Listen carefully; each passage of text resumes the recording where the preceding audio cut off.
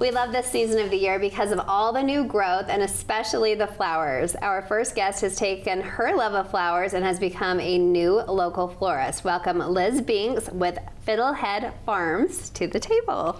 Thank you. Oh my gosh. Welcome. Yay. What a fun profession though.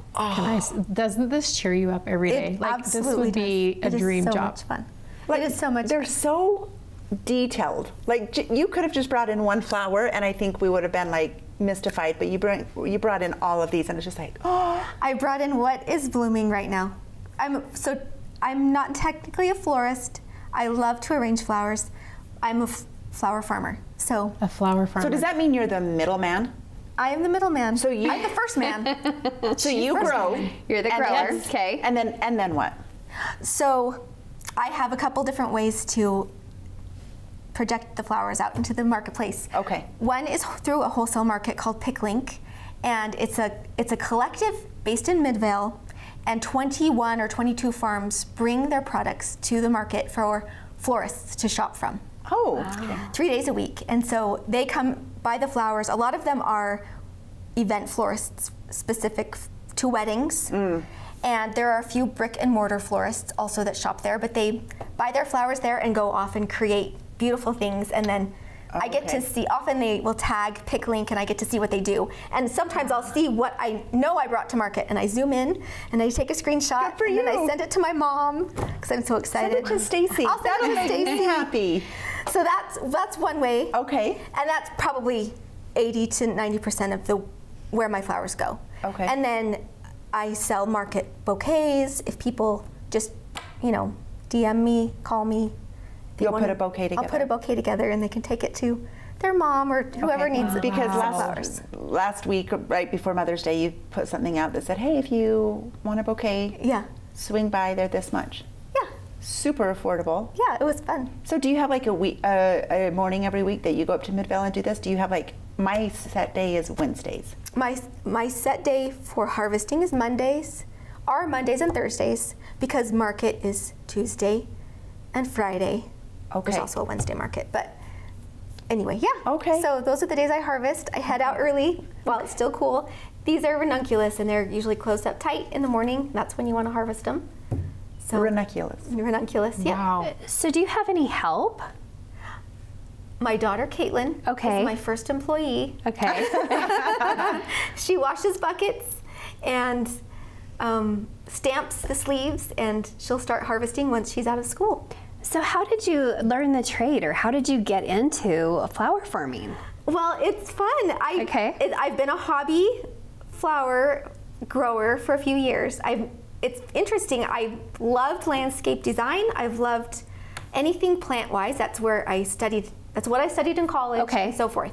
I didn't really get into cut flowers until about 3 years ago.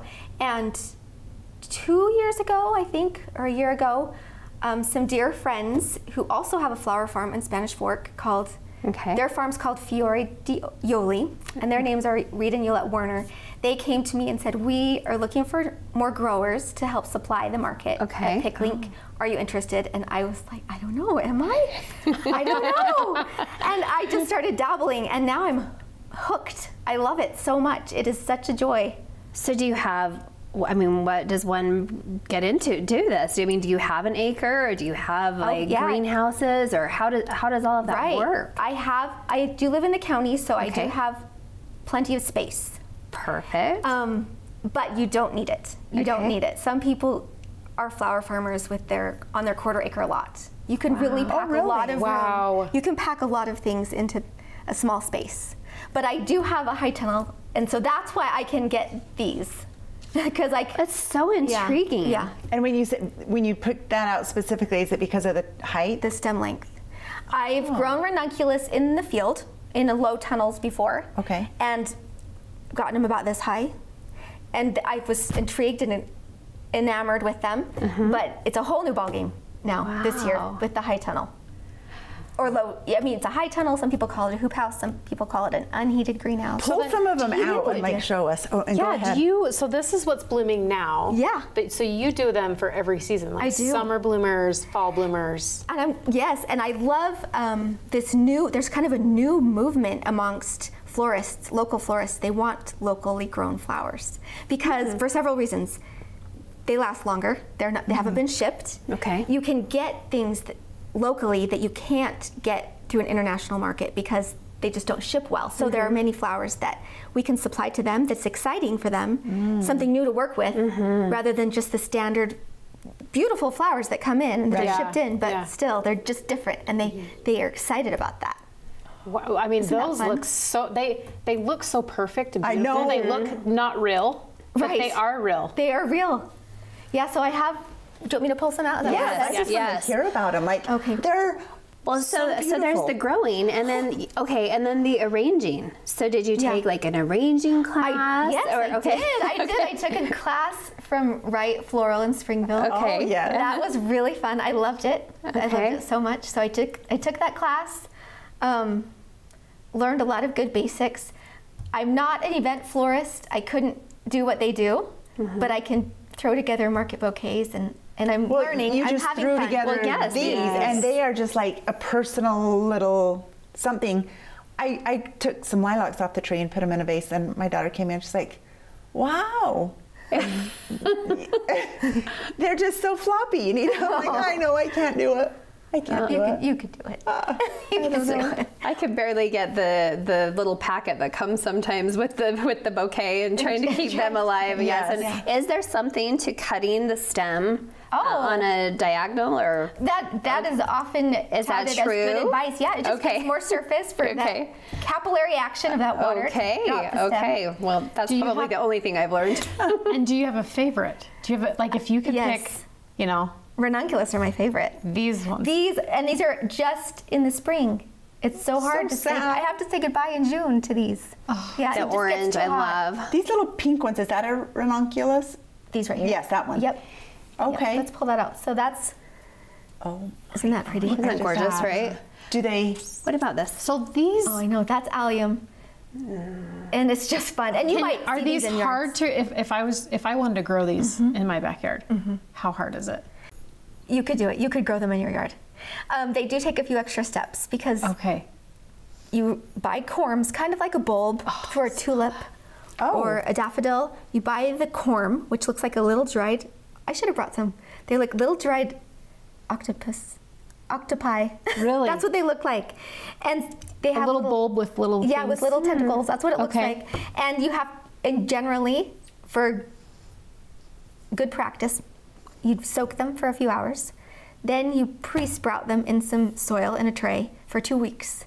1 week in the cold, 1 week in the house, 1 week in the garage. Already, I'm already done. This is like I know, so many steps.